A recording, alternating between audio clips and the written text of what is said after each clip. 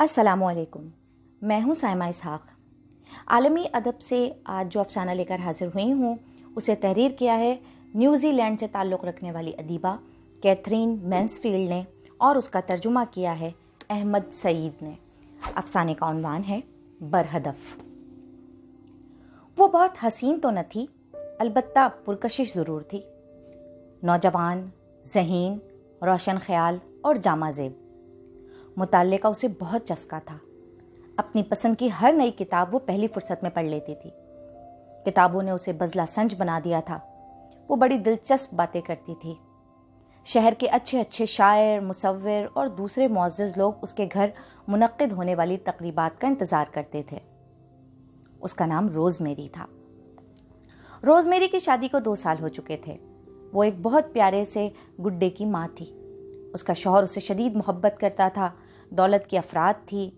Rosemary shopping करने इतनी आसानी से पेरिस जा सकती थी जैसे हम आप बॉन्ड स्ट्रीट जाते हैं। वो कभी फूल खरीदने निकलती तो गुल फरोशों के चेहरे खिल जाते। ये दे दो, वो दे दो, गुलाब के फूलों का पूरा जार उठा दो। नहीं, बनफ्शा नहीं, बनफ्शा मुझे पसंद नहीं है। गुल फरोश जल्दी से बनफ्शा के फूल काउंटर के नीचे रख देता। रोज़मेरी फूलों से लदी फंदी अपनी कार में बैठ के लौट आती। सरमा की सपहर का वाक़या है। वो कर्जन स्ट्रीट पर नवादिर की एक दुकान में गई। ये दुकान उसे बहुत पसंद थी। दुकान का मालिक उसे देखकर बिच बिच जाता था। देखिए ना मादाम, वो अदब से कहता, आप जानती हैं मुझे ये नवादिर कितने अजीज़ हैं। ये अशिया में किसी बदज़ौक़ को हरगिज़ फ़रोख्त नहीं करता, सिर्फ कदरदानों को पेश करता हूँ। वो कोई छोटी सी चीज़ इंतहाई नज़ाकत से उठाकर उसके सामने कर देता। आज उसके हाथ में एक डिबिया थी।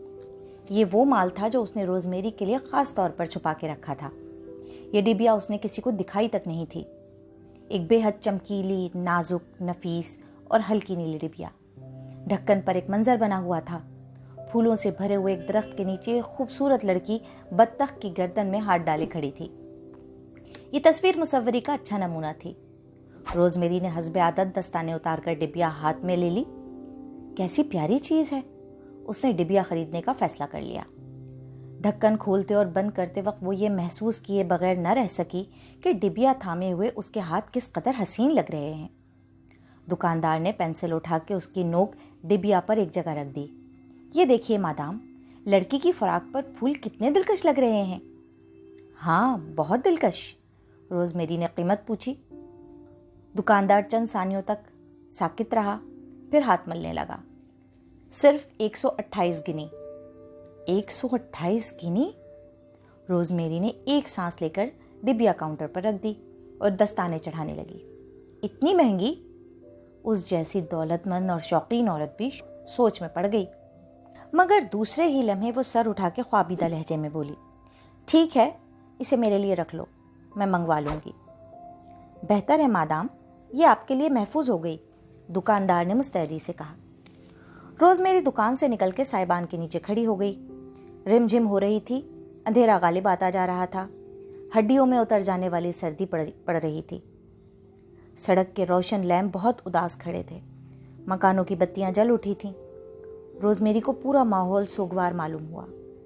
लोग पेशानियों पर हेड झुकाए छतरियां ताने अपने अपने मस्कन की जानिब भाग रहे थे। रोज़मेरी की कार कुछ दूर खड़ी थी और उसे फुटपाथ पार करना था। उसने सोचा कि ऐसे ठंडे मौसम में घर होती तो कितना अच्छा होता। आतिशदान गरम गरम खुशबूदार चाय, और अचानक एक साया सा उसके करीब आके खड़ा हो गया। रोज़मेरी ने एक सिसकी भरी सांस सुनी। वो फौरन साये की तरफ मुड़ गई। उसे दुबली पतली सी एक खस्ता हाल लड़की नजर आई। रोज़मेरी पुरसवाल निगाहों से उसे देखने लगी। लड़की उससे कुछ कहना चाहती थी। रोज़मेरी ने नरमी से पूछा, क्या बात है, कुछ कहना चाहती हो?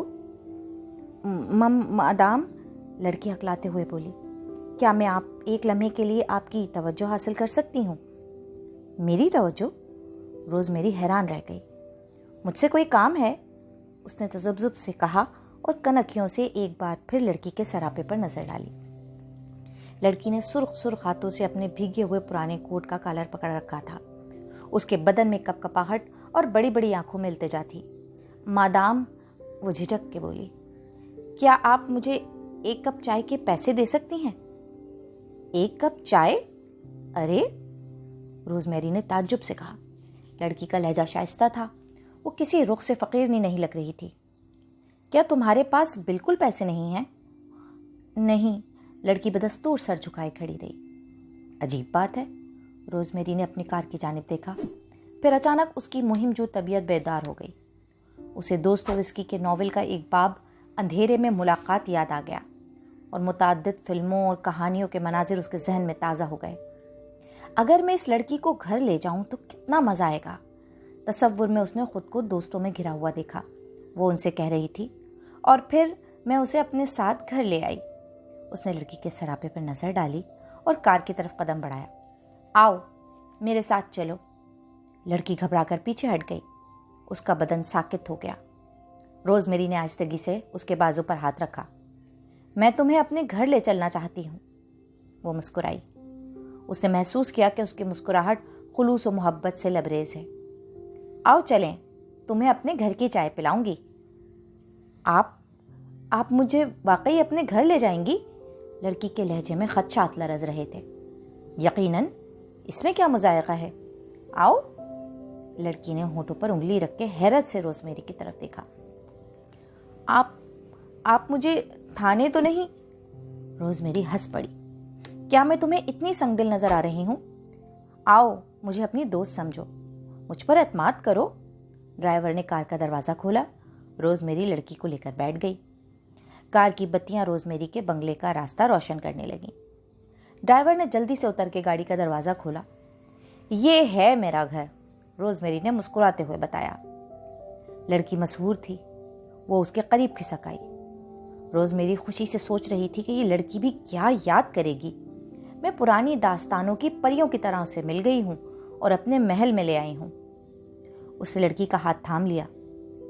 امیروں کے سینے میں بھی دل ہوتا ہے، اور جہاں تک عورت کا معاملہ ہے، ہر عورت دوسری عورت کی بہن ہوتی ہے۔ ہم بھی بہنیں ہیں، فرق بس یہ ہے کہ تم اتفاق سے غریب ہو اور میں۔ دور اندر گھنٹی بجی اور ایک بھاری دروازہ کھلا۔ روزمیری لڑکی کو اپنی نشست گاہ میں لے آئی۔ یہاں باہر سے بالکل مختلف ماحول تھا، نرم گرم خوشبودار اور آرام دہ جگہ، ہر چیز سے عمارت ٹپک رہی تھی۔ آج روزمیری کو خود یہ ماحول بہت سحر انگیز معلوم ہوا۔ وہ ایک چھوٹی سی بچی کی طرح خوش تھی۔ آؤ اوپر میرے کمرے میں چلو۔ وہ نہایت فیاض اور سخی ہو رہی تھی۔ ملازم دور کھڑے اسے گھور رہے تھے، لڑکی سمٹی جا رہی تھی۔ روزمیری کی خوابگاہ بہت شاندار تھی۔ آتش دان کی لپٹیں چمکدار فرنیچر پر رنگ بکھیر رہی تھیں۔ لڑکی حیرت سے کھڑکیوں کے بھاری پردے اور کشادہ مسہری کے مخملی تکیے دیکھ رہی تھی۔ روزمیری آتش دان کے قریب کرسی کھینچتے ہوئے بولی، اس کرسی پر بیٹھ جاؤ، یہاں خاصی حرارت ہے، تم تو بالکل برف ہو رہی ہو۔ میں؟ لڑکی کو اتنی شاندار کرسی پر اتنی دولت مند عورت کے قریب بیٹھنے کی ہمت نہیں ہو رہی تھی۔ آؤ بھائی، روزمیری نے خوش دلی سے کہا، ڈرو مت، میں ذرا کپڑے بدل لوں، پھر ہم دوسرے کمرے میں چل کر چائے پئیں گے۔ اس نے لڑکی کے شانوں پر ہاتھ رکھ کے اسے بٹھا دیا۔ لڑکی بیٹھ کر اس کی صورت تکنے لگی۔ روزمیری نے کہا، اپنا ہیٹ اتار دو پلیز، تمہارے سارے بال گیلے ہو رہے ہیں، بہت حسین ہیں تمہارے بال، ہیٹ اتارنے سے آرام بھی ملے گا۔ جی اچھا۔ لڑکی نے اپنا پچکا ہوا ہیٹ اتار کر فرش پر رکھ دیا۔ روزمیری نے کہا، کوٹ بھی اتار دو، لاؤ میں تمہاری مدد کر دوں۔ لڑکی کھڑی ہو گئی۔ روزمیری اس کا کوٹ کھینچنے لگی۔ لڑکی نے کوئی تعاون نہیں کیا، وہ اسی طرح ہلکورے کھا رہی تھی جیسے ننھی سی بچی ہو اور اس کا کوٹ زبردستی اتارا جا رہا ہو۔ روزمیری نے کوٹ اتار کر ہیٹ کے قریب ڈال دیا۔ میز سے سگریٹ اٹھانے کے لیے بڑھی۔ مان لڑکی کی آواز سن کر وہ ٹھٹک گئی۔ لڑکی عجیب سے لہجے میں کہہ رہی تھی، میں بہت شرمندہ ہوں، لیکن اگر مجھے فوراً کچھ کھانے کو نہ ملا تو۔ اس کی آواز لڑکھڑا کے رہ گئی۔ اوہ، روزمیری چلا اٹھی، میں بھی کیسی بے پرواہ ہوں۔ اس نے گھنٹی بجائی، نوکرانی آ گئی۔ چائے لاؤ فوراً، اور برانڈی بھی۔ نوکرانی چلی گئی۔ لڑکی نے بےتابی سے کہا، نہیں، میں برانڈی نہیں پیوں گی، میں نے آج تک شراب کو ہاتھ بھی نہیں لگایا، مجھے صرف چائے چاہیے مادام۔ وہ بری طرح رو پڑی۔ روزمیری ہمدردی سے گھٹنوں کے بل اس کے سامنے بیٹھ گئی۔ نہ رو مت، اس نے بڑی مامتا سے اسے سہلایا۔ رونے کی کیا بات ہے؟ اپنا رومال اس نے لڑکی کے ہاتھوں میں دے دیا اور پھر اسے اپنے بازوؤں میں بھر لیا۔ لڑکی کی سسکیاں تیز ہو گئیں۔ میں زیادہ برداشت نہیں کر سکتی، اب مجھ میں بالکل ہمت نہیں رہی، میں اپنی زندگی سے تنگ آ گئی ہوں، مر جاؤں گی میں۔ نہیں، فضول باتیں نہیں کرتے، تم میرے ساتھ رہنا، میں تمہاری دیکھ بھال کروں گی، تمہیں کوئی تکلیف نہیں ہونے دوں گی، روز میری انتہائی خلوص سے کہہ رہی تھی۔ بس اب نہ رو، کیا یہ اچھا نہیں ہوا کہ تمہاری مجھ سے ملاقات ہو گئی؟ اب فکر کی کیا بات ہے؟ شاباش، اب ہم چائے پیئیں گے، تم مجھے اپنے حالات سنانا، میں تمہارے لیے جو کچھ کر سکتی ہوں ضرور کروں گی۔ رو مت پلیز، پہلے ہی بہت کمزور ہو رہی ہو تم۔ نوکرانی نے چائے کی میز ان دونوں کے بیچ میں رکھ کے سارے لوازم چن دیے۔ روز میری نے سینڈوچ، سلائس اور مکھن وغیرہ لڑکی کے سامنے کھسکا دیے۔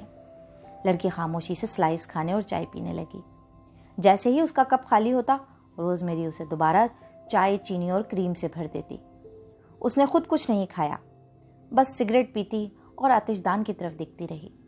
اسے احساس تھا کہ لڑکی دیکھنے سے شرما نہ جائے۔ لڑکی نے شکم سیر ہو کر اپنے آپ کو آرام کرسی میں ڈھیلا چھوڑ دیا۔ اب اس کا عالم ہی اور ہو گیا تھا۔ رخسار دیکھنے لگے، ہونٹوں پر شادابی آ گئی، ایک شوخ لٹ رخسار چوم رہی تھی۔ آنکھوں میں کچھ دیر پہلے ویرانی تھی، اب ستارے رقص کر رہے تھے۔ روز میری نے نئی سگریٹ سلگائی اور کرسی پر آگے جھک گئی۔ اب بتاؤ، اس نے پیار سے پوچھا، تم نے آخری کھانا کب کھایا تھا؟ اسی وقت دروازے کا ہینڈل گھوما۔ میں اندر آ سکتا ہوں روزی ڈارلنگ؟ روز میری کا شوہر فلپ آ گیا تھا۔ ہاں، آ جاؤ آ جاؤ۔ فلپ اندر آیا مگر ٹھٹک گیا۔ اوہ، میں معذرت۔ کوئی بات نہیں فلپ، آ جاؤ۔ روز میری مسکرائی۔ یہ میری دوست ہے مس، اس نے لڑکی کی طرف دیکھا۔ مسز اسمتھ مادام، لڑکی نے سکون سے اپنا نام بتایا۔ ہاں مسز اسمتھ اور ہم ذرا باتیں کر رہے تھے، روز میری نے اپنے شوہر سے کہا۔ اچھا ٹھیک ہے۔ فلپ کی نگاہیں فرش پر پڑے کوٹ اور ہیٹ پر ٹھہر گئیں۔ وہ آتش دان کے قریب آیا، آگ کی طرف پشت کر کے کھڑا ہو گیا۔ بڑا خراب موسم ہے، وہ دھیمے انداز میں بولا۔ اس کی آنکھیں لڑکی کا جائزہ لے رہی تھی۔ لڑکی کو دیکھ کر وہ روز میری کی طرف دیکھنے لگا۔ ہاں، بڑا واہیات موسم ہے ڈیئر، روز میری بولی۔ فلپ نے مسکراہٹ سے کہا، میں دراصل اس لیے آیا تھا کہ مجھے تم سے کچھ کہنا ہے، کیا تم چند منٹ کے لیے لائبریری میں آ سکتی ہو؟ مس اسمتھ سے معذرت۔ لڑکی نے بڑی بڑی مخمور آنکھوں سے فلپ کی طرف دیکھا اور کچھ کہنے کے لیے ہونٹ کھولے، مگر روز میری بول پڑی۔ چلو، وہ اٹھ گئی، مس اسمتھ کو کوئی اعتراض نہیں ہوگا۔ میاں بیوی لائبریری میں آ گئے۔ میں کہتا ہوں وہ کون ہے؟ تم کہاں سے پکڑ لائیں؟ روز میری کرسی پر ہاتھ رکھے ہنستے ہنستے دوہری ہو گئی۔ وہ مجھے کرزن اسٹریٹ پر ملی تھی، اس نے بتایا۔ میں واقعی اسے پکڑ لائی۔ بیچاری نے صرف ایک کپ چائے کے پیسے مانگے تھے، مگر رحم کھا کر اسے گھر لیتی آئی۔ ٹھیک ہے، مگر کیوں؟ اور اب تم اس کا کیا کرو گی؟ فلپ نے تشویش سے دریافت کیا۔ بیچاری مصیبت کی ماری ہے، نامعلوم کس مصیبت میں گرفتار ہو۔ ابھی میں اس سے پوری بات نہیں کر سکی ہوں، مگر میں نے سوچ لیا ہے کہ ہر طرح اس کی مدد کروں گی۔ دیکھو فلپ، میں کسی مظلوم کے ساتھ بہتر اور اچھا برتاؤ کرنا چاہتی ہوں۔ ہاں ضرور کرنا چاہیے، فلپ اس کی آنکھوں میں جھانکتے ہوئے بے چینی سے بولا۔ ہمیں اپنا دل کھلا رکھنا چاہیے۔ روزی، خدا کے لیے، فلپ احتجاجی لہجے میں بولا، تم واقعی پاگل ہو۔ وہ مدد کی مستحق ہو سکتی ہے، مگر تم کیوں مدد کرو گی اس کی؟ تم ہی کیوں؟ میں جانتی تھی تم یہی کہو گے، روز میری ناگواری سے بولی، مگر میں بس اس کی مدد کرنا چاہتی ہوں۔ اسے مدد کی ضرورت ہے اور ہم اس لائق ہیں کہ کسی کے کام آ سکیں۔ لیکن وہ بہرحال ہمارے لیے اجنبی ہے، فلپ نے تردد سے کہا۔ ہمیں اس پر، میری مراد ہے، ہمیں اس پہلو پر بھی نظر رکھنی چاہیے۔ یقیناً وہ اجنبی ہے، مگر اس سے کیا فرق پڑتا ہے؟ تم نے دیکھا نہیں کہ وہ کتنی سادہ اور معصوم ہے، اور سب سے بڑھ کر یہ کہ ضرورت مند ہے، روز میری جوشیلے لہجے میں بولی۔ اجنبی ہونے کا یہ مطلب نہیں کہ ہم اس کی اعانت سے ہاتھ اٹھا لیں، ہم اسے دھتکار دیں۔ مگر روزی، فلپ سگار نکال کر اس کی نوک چبانے لگا اور کسی قدر توقف کے بعد کچھ مساتے ہوئے بولا، مگر روزی، ویسے وہ بے حد حسین لڑکی ہے۔ حسین؟ روز میری چونک پڑی۔ ہاں، بے شک وہ حسین لڑکی ہے۔ اس کے رخساروں پر چند لمحوں کے لیے شفق اتر آئی۔ میں نے اس کی طرف دھیان ہی نہیں دیا تھا۔ اچھا لگنا، روز میری کی آواز الجھ گئی۔ اچھا لگنا بھی تو اس کی ایک خوبی ہے۔ خیر، جو تمہاری مرضی، فلپ نے مفاہمانہ لہجے میں کہا۔ تم اس کے ساتھ نیکی کرنا چاہتی ہو تو ضرور کرو، پھر بھی خیال رکھنا، مجھے اندیشہ ہے کہ تم کوئی غلطی تو نہیں کر رہی ہو۔ وہ سگار کا دھواں روز میری کے چہرے پر چھوڑتا ہوا بولا۔ اندر آ کے تو پہلے میں یہی سمجھا تھا کہ وہ تمہاری کوئی دوست ہے، تمہاری طرح تمہاری کوئی حسین دوست۔ میں تصور بھی نہیں کر سکتا تھا کہ تم اسے سڑک سے اٹھا کے لائی ہو۔ ٹھیک ہے، ڈنر پر تو وہ ہمارے ساتھ ہوگی، اسے کچھ اور قریب سے دیکھنے کا موقع مل جائے گا۔ ڈنر پر اسے ضرور ساتھ رکھنا۔ میں ادھر اوپر کے کمرے میں ہوں، اخبار پڑھ رہا ہوں، مجھے بلا لینا۔ فلپ کے جانے کے بعد روز میری دیر تک لائبریری میں چپ چاپ کھڑی رہی، پھر خود بخود چونک سی گئی اور تیزی سے باہر نکلی۔ اس کا رخ خوابگاہ کے بجائے ایک اور کمرے کی طرف تھا۔ کمرے میں پہنچ کر وہ رائٹنگ ٹیبل پر بیٹھ گئی۔ اس نے جلدی سے دراز کھینچی اور چیک بک نکالی، مگر نہیں، وہ رک گئی۔ چیک دینے سے کوئی فائدہ نہیں ہوگا۔ اس نے چیک بک دراز میں پھینک کر دوسری دراز کھولی اور $5 کے کئی نوٹ نکال لیے۔ نوٹ مٹھی میں دبا کر وہ خوابگاہ میں آ گئی۔ کوئی آدھ گھنٹے کے بعد روز میری اوپر کے کمرے میں آہستگی سے داخل ہوئی۔ اس نے اپنا پسندیدہ گلابی لباس تن کیا ہوا تھا۔ فلپ، اس نے کرسی کی پشت پر ہاتھ رکھ کر ترنم ریز لہجے میں کہا، کھانا تیار ہے۔ فلپ نے مڑ کر تیکھی نظروں سے پہلے گھڑی دیکھی، پھر روز میری کو دیکھا۔ کیا آج کچھ جلدی نہیں ہے؟ مگر ہاں، آج ایک مہمان بھی تو ہمارے گھر موجود ہے۔ کہاں ہے تمہاری دوست مسز اسمتھ؟ مجھے افسوس ہے فلپ، روز میری نے مسکرا کے کہا، مسز اسمتھ ہمارے ساتھ ڈنر میں شریک نہیں ہو سکے گی۔ فلپ نے اخبار رکھ دیا اور کرسی سے اٹھ کھڑا ہوا۔ کیوں؟ اسے کیا ہوا؟ اس کی آواز میں بےتابی نمایاں تھی۔ روز میری ایک ادا سے اس کے قریب آئی اور کرسی کے ہتھے پر بیٹھ گئی۔ وہ جانے پر اصرار کر رہی تھی۔ میں نے بیچاری کو کچھ رقم دے دی۔ ظاہر ہے میں اسے اس کی مرضی کے خلاف کیسے روک سکتی تھی؟ روز میری خوابگاہ سے بال سنوار کے آئی تھی۔ رخساروں پر لالی، گلے میں موتیوں کی مالا، کانوں میں آویزے اور خوشبو کا ایک حالہ سا اسے حصار میں لیے ہوئے تھا۔ فلپ نے اس کی کمر میں اپنا بازو حمائل کر دیا۔ تم بہت اچھے ہو، اس نے زیر لب کہا۔ تم سے زیادہ نہیں، فلپ نے شوخی سے جواب دیا۔